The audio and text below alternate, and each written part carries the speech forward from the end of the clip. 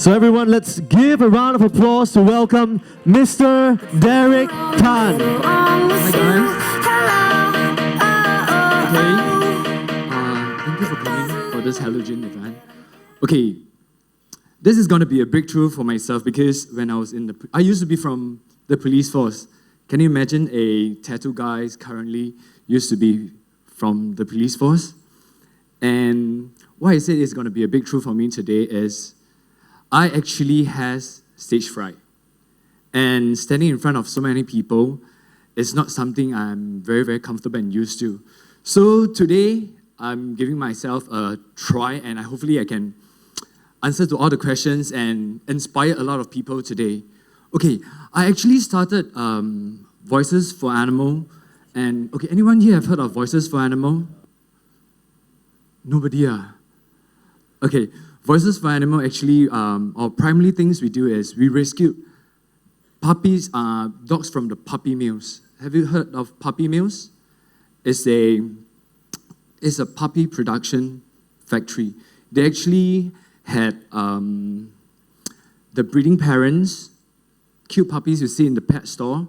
Those are the parents you actually see. You won't be able to see their parents because they're actually kept in those very, very dark corner and no tender living care was given to them. What was presented to you in front of the pet shop were the cute puppies. And Voices for Animal came about 6 years ago, and we started rescuing dogs from puppy mills, the retiring parents of these cute little puppies. So my purpose here is to actually encourage people to actually to support adoptions instead of buying.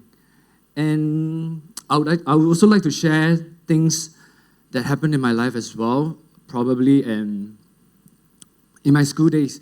I used to be a really, really rebellious boy, and playing truants is one of the things that's very, very common in school.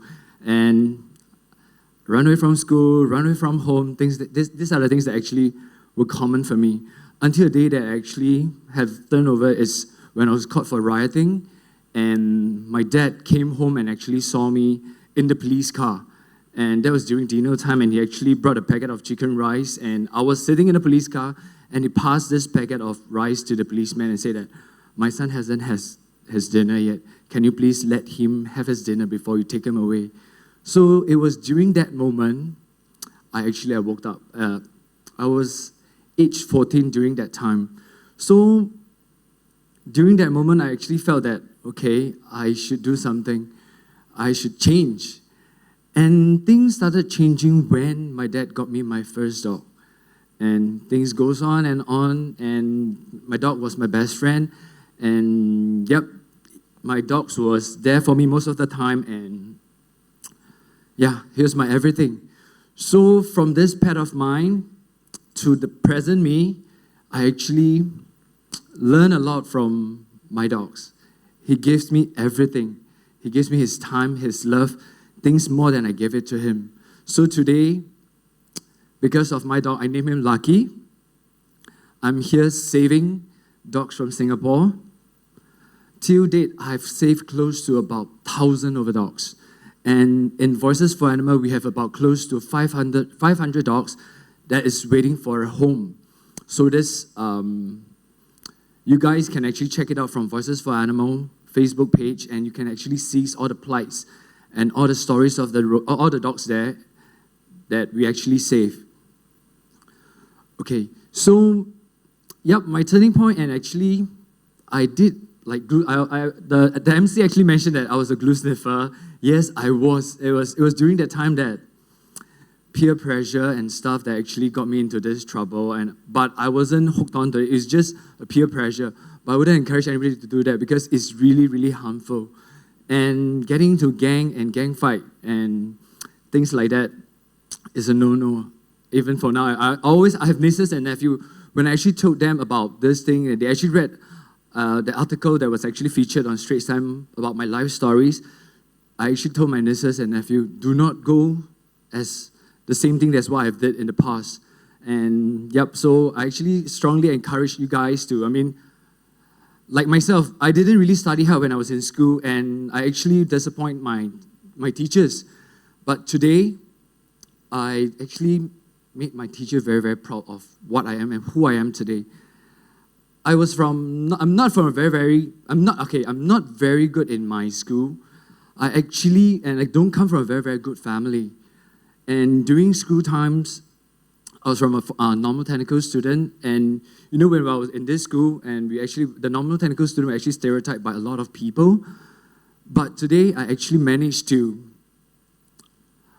do a lot of, during my national service, I actually woke up and I decided to say that, okay, the society needs us to have the qualifications, the paper, and hence, during my national service, I took up a lot of part-time courses, and today, I'm actually graduated with a bachelor's degree from psychology. Yeah. Yep. That's something that I didn't give up, and I actually pursue for everything. I knew that because then my parents couldn't afford my studies, and meals was actually not very, very easy for us then. So I worked really, really hard and to pay for my own school fee with the supportive family. My cousins were actually paid for my first modules, and subsequently they actually leads me to go forward for my future. They wanted me to do good for my studies. So, today, I'm proud to actually to let my teacher know that I'm actually one of the students that she actually was like, she didn't give up on me. I thought she gave up on me. But today, she's really, really proud of me. Yeah. So, not just this, I was actually, when I was doing my psychology studies, I was actually peer counselors. I actually counsel teens at risk. So these are the things that I actually sees a lot of young people with the different backgrounds and things they did. So I managed to actually counsel them and help them in things that I could actually assist them on. And now, today, I'm rescuing animals, not forgetting the human as well. We use the rescued animals to help people. We have these organizations that actually going around using the abandoned and rescued animals to help. We have this group called, what is that? Okay. They are from Dayspring. This is a group of girls that were actually being abused. So they will actually have their meltdown. So I actually have a therapy center for the girls to come, and once they have a meltdown, the counselor can bring them over, because during that period, the girls doesn't want to talk to anybody. So I actually found that animal therapy is really, really something good that actually it can engage people and it can help people. So they actually brought people smile. So I actually have this therapy center in my office. It houses about 50 cats there. So my cats are all therapists. They are there to help people. And not just doing that, we go around helping the elderlies, because I do have soft spot not just for animals, the elderlies, the special needs kids, the younger generation. These are always things that I suppose that I wanted to make a difference in this society. So I've been going around helping elderlies with animals. I helped a couple of autistic children who doesn't even want to talk to me, but actually first introduced. Subsequently, they now became my best friend. They would call me, Uncle Derrick, can I come to your farm today? I wanted to come and play with the animal. So I said, what happened?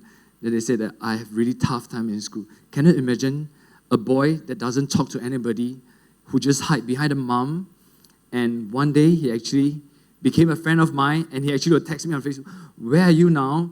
Why are you traveling? Can you bring me along? So it becomes a conversation that I didn't expect that. So it's something that, using animals that actually engage a lot of attention and engage a lot of people and help a lot of people. So in the near future, if any guys who is interested in helping us with this animal therapy, you can actually go to our Facebook page, Voices for Animal, and just drop a message to us and say that you're willing to be a volunteer. Volunteer to help the people, or volunteers to help the animal. You can just indicate this in through our PM, so that we actually respond to you, so that you can actually start helping. Because now I'm here, I can share with all of you guys what I'm doing. So from there, I engage more people. So from here, you can engage your friends, your family members, to make a bigger difference in Singapore. Who knows, worldwide. We wanted to make it more bigger, especially using animal to help people. It's something, it's not a niche thing, but I know it's something really, really helpful, and I know that we can actually achieve a lot with the animals to people. And okay, so that's the thing about my life and what I'm doing. So I'll focus more on Voices for Animal. We rescued the dogs that was from the puppy mills. They are most of them age about like probably 8 and above. They could no longer produce puppy. Does anybody knows that what if these dogs were not taken away or not rescued by Voices for Animal? This parent, the cute puppy's parents, they'll be euthanized. Euthanized in a way that how they euthanize them, the more humanely thing some breeder does was they jab them. They give them a proper euthanasia. They just give them a jab. They just go in their sleep. There are some irreputable breeders, they actually did this in a way. They drown them. They starve them. They just neglect them. They just put them in cages that nobody sees. They'll just wait there until the day comes. They'll just die. So whenever I actually goes into a puppy farm, I was always look out for those that was actually being neglected, especially those at the lower tier of the cage. You can look into their eyes that they are lost, they are gone. They do know that they're just waiting for the time. So if nobody's going to pick up them, they're just going to die in the cage that where they were born and where they will wait till the day come. So I actually will go into the puppy farm and I'll talk to the breeder. I've been good. I was a friend with breeders. So I went into the puppy farm. I always look out for these dogs that their times are limited. So that's the time that I'll pick up about 10 and I'll take them home. I'll send them to the vet and let the vet assess them. Subsequently, if the vet will say that this dog, they are actually dying soon. So I'll bring them home. And in Voices for Animal, majority of my volunteers, they knew that they call my house D Departure. I'm Derrick. D is my initial. D Departure. That means that those dogs I brought home, they're actually waiting for their time and they'll depart from my house. Departing is they'll just pass on. Why I wanted to do that is because they were never loved before. They have no home. So what I could do by showing this simple gesture, giving them a home. So these animals that are actually, I know that they were dying from like various organ failures, like kidney failures and whatsoever. And due to old age, majority of the animals I brought home, they're always blind because they were always not well looked after by the breeders. So they couldn't actually see a lot of things. So, yep, I brought them home. They actually let them depart from my house. So prior to that, I would like to share these stories about this dog by the name of Ariel. She's a little Maltese that I actually took her home from a breeding farm a couple of years back. And she actually died in my arms because when I actually rescued her, she was really sick. She has tumor in the mouth, and the breeder didn't really care about her. And subsequently, when I actually took over her, I knew that she was so emaciated. She was really skinny. And subsequently, that's what I know that she needs medical attention. So we sent her to the vet, and the vet says that she wouldn't last anymore. So when I actually went to the clinic and picked her up, she was almost gone. But she waited for me. So I took her home and actually sought her out. And so what I gave her was I set up everything in the house, a bed, I on the television, the AC, and perhaps the family members, including my fur.